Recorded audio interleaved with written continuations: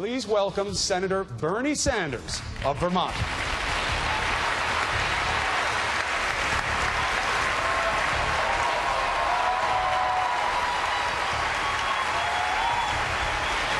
Chris, how are you, man? Good to see you, Senator. Busy day? Yes. And my wife told me to button my coat, but I think I'm too fat, so we're going to keep it. Why is it that our campaign has created the kind of momentum that it has? I think we are touching a nerve with the American people who understand that establishment politics is just not good enough. We need bold changes. We need a political revolution. So, you have centered... Being a president is an enormously difficult job. It's a job that entails dealing with a million different issues. I think I have the background. I think I have the judgment to do that. In 2002, when George W. Bush and Dick Cheney said we should go to war in Iraq, no, I think that war is a dumb idea. I helped lead the opposition to that war. What this campaign is about and what I believe in is creating a government that works for all of us, not just a handful of people on the top. That's my definition of democratic socialism. The United States today is the only major country on earth that doesn't guarantee health care to all people as a right. Now, I'm on the committee that wrote the Affordable Care Act. Last year, while 1 out of 5 Americans cannot afford the prescriptions their doctors write, last year the 3 major drug companies made $45 billion in profit because they spent hundreds of millions of dollars on lobbying and campaign contributions. Everybody should be entitled to health care as a right, comprehensive health care. We will save middle-class people thousands of dollars a year on their health care bills. Have the courage to take on the insurance companies, take on the drug companies, and provide health care to all people at an affordable cost. The criticism is... If you are paying now $10,000 a year to a private health insurance company, and I say to you hypothetically, you're going to pay $5,000 more in taxes, or actually less than that, but you're not going to pay any more private health insurance, are you going to be complaining about the fact that I've saved you $5,000 in your total bills? We are going to eliminate private health insurance premiums and payments, not only for individuals, but for businesses as well. We spend 3 times more than the British, 50% more than the French. We can do better than we're doing right now. We may raise taxes, but we are also going to eliminate private health insurance premiums for individuals and for businesses. All right. There has been a massive redistribution of wealth in this country. It's gone from working families, trillions of dollars, to the top 1/10 of 1%, to profitable corporations who in some years don't pay a nickel in taxes, to the wealthiest people in this country who sometimes have an effective tax rate lower than truck drivers or nurses. Yeah, you are going to start paying your fair share of taxes. That public colleges and universities are tuition-free, and we substantially lower interest rates on student debt. I pay for that because we're going to ask Wall Street to pay a tax on speculation. I believe that if we end this absurdity of allowing corporations who make billions of dollars a year in profits to stash their money in the Cayman Islands, Bermuda, and other tax havens, we eliminate that, we're going to bring $100 billion into the Treasury. That money goes into rebuilding our infrastructure, creating 13 million jobs in 5 years with $1 trillion investment.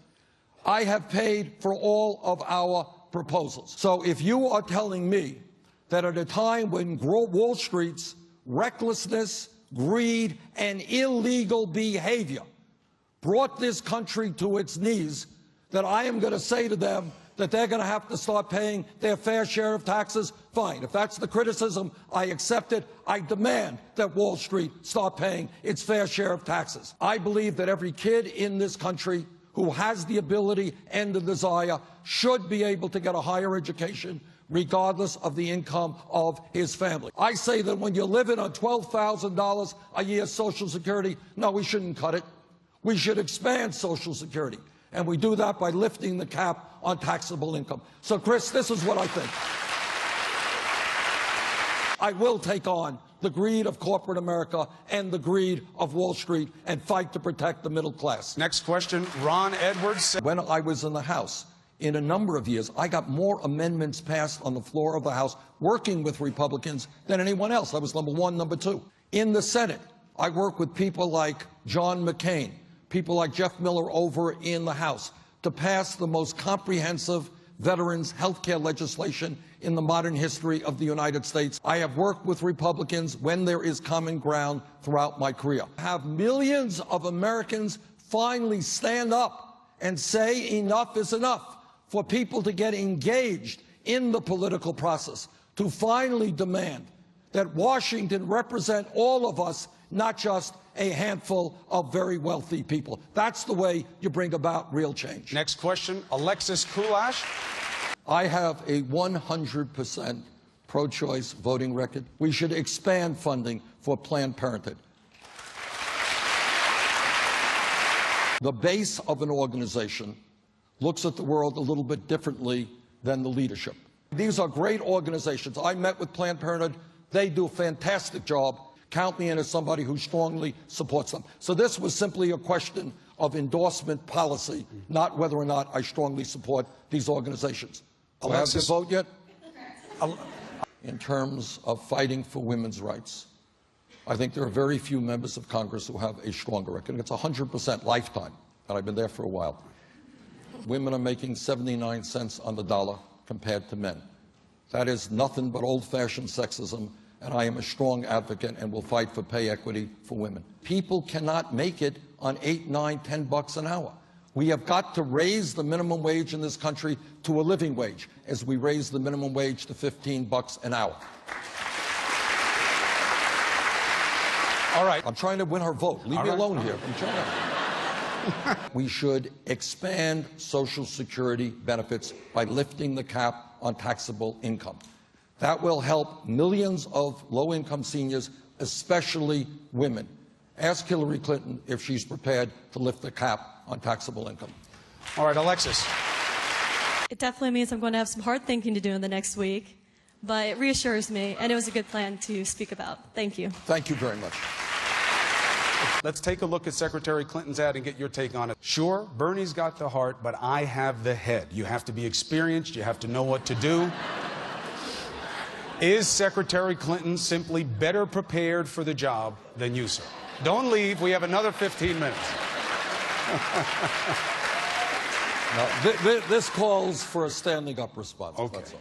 I have tried, as I hope you all know, not to run a negative campaign, not to be attacking every other day, to keep this discussion on a high level where we debate the issues facing this country. With a few exceptions, we're doing a lot better than the Republicans in that regard. But on the other hand, that's not a very high bar to reach, so it's all right. I voted against the war in Iraq. Hillary Clinton voted for the war. I led the effort against Wall Street deregulation. See where Hillary Clinton was on this issue. On day one, I said the Keystone Pipeline is a dumb idea. I think the Bakken Pipeline and pipelines in Vermont and New Hampshire are dumb ideas. We got to break our dependence on fossil fuel. Why did it take Hillary Clinton such a long time before she came into opposition? I have understood from day one that our trade policies have cost us. I didn't have to think hard about opposing the Trans-Pacific Partnership. Took Hillary Clinton a long time to come on board that. Yeah, I do think I have the background and the judgment to take this very, very difficult job of being President of the United States. 1 point of pushback. Secretary Clinton was Secretary of State of this country for 4 years. That is a lot of experience. In talking about Dick Cheney, he had a lot of experience too. His policies with regard to foreign affairs was an absolute disaster. So experience is important, but it is not the only thing. In 2007, when she was running against Barack Obama, she also focused on that issue, but she thought that Obama was too strong on gun issues. And you may remember him referring to her as Annie Oakley. Hillary Clinton is running a lot of advertisements on gun issues. She's running most of them in New Hampshire, where she thinks it'll work, not running so many of them in rural Iowa. Well, you can form your own judgment as to why that is the case. The gun lobby said, vote for either the Democrat or Republican, don't vote for Bernie Sanders. This is 1988, because Bernie thinks that we should not be selling military-style assault weapons in the United States of America. Since then, I have supported the expansion of instant background checks, as President Obama does, that we've got to deal with this gun control loophole. We should make a federal crime of the so-called straw man situation. Address your shift on the issue regarding manufacturers and their liability. You've got a bill which has a number of elements in it. Among other things, it has a section which says we should not be selling ammunition which will pierce policemen's armor and protection. I think that's the right thing. It had a section in it which said that we want to have safety locks for children on guns. That makes sense to me. It also had a provision in it which says the following, is that if you are a small gun shop in Vermont and I legally sell you a weapon, okay, you go out, buy that gun legally, and then you go out and kill somebody. I think the gun shop owner should not be held liable for your criminal act. That's what I believe. Now, within that bill also, there were some onerous provisions, not good provisions. So I am willing now to look at that legislation, maintain what was good in it, get rid of what is bad in it. If a gun shop owner should know, why should somebody be buying 1,000 guns? Somebody should be thinking that does not make a lot of sense. In that case, that gun shop owner or the gun manufacturer should be held liable. Mental health should be treated as part of health care, should be available to all people. We have got to move in the direction of making sure that everybody in this country who has a mental health crisis gets health care when they need it, not 2 months from today. Carrie, how do you feel about the answer? I like the answer. That's sufficient. Thank you very much. All right. Have a seat, Senator. I'm tired following you around there. I want to get you in one place. If you followed me around today, you'd be a lot more tired. Your brother was on CNN today. Yeah. Gave a great interview. He says that back in the day, you were a great athlete. You know, families exaggerate a little bit. My elementary school in Brooklyn won the borough championship, but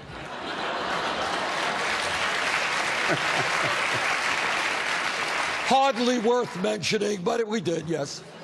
And yes, I did take third place in the New York City indoor 1 mile race. I was a very good long distance runner. I would say not a great runner, but I was captain of my track team, won a number of cross country meets, and certainly won a whole lot of races. So good, very good, not great. Right. If you were elected president, you're 75 now, you would be the... 74. You were 74, going on 75. You're close to 75. I'm going on 75, so are you. You're going to be 75. That's true, that's true. You have medical records, you say you're going to release them. Yeah, they're sitting, where are they, Jane? They're on our table right now? All right, we will release them. That's my wife.